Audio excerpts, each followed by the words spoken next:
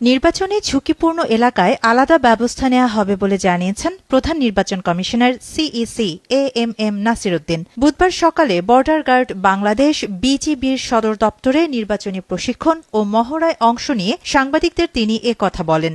জানান, red, yellow এবং green জোনে ভাগ করে সে অনুযায়ী আইনশৃঙ্খলা বাহিনী মোতায়েন করা হবে। মহড়া পরিদর্শন শেষে নির্বাচন পরিচালনায় বিজিবির পেশাদারিত্ব, নিষ্ঠা ও প্রস্তুতির প্রশংসা করেন তিনি। এ সময় জাতিকে সুষ্ঠু, নিরপেক্ষ ও একটি সুন্দর নির্বাচন উপহার দিতে ইসি প্রতিজ্ঞাবদ্ধ বলেও জানান প্রধান নির্বাচন কমিশনার।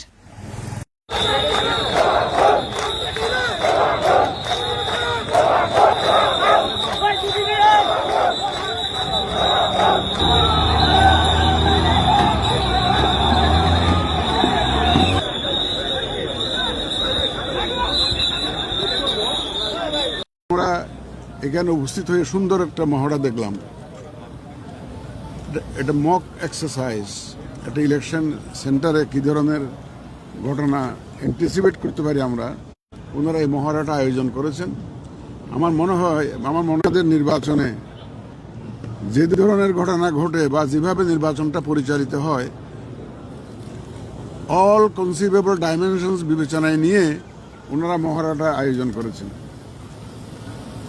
এবং আমি অত্যন্ত আনন্দিত এবং বিজিবির কর্তৃপক্ষকে আমি আন্তরিক ধন্যবাদ জানাচ্ছি এই ধরনের একটা ট্রেনিংয়ের আয়োজন করার জন্য।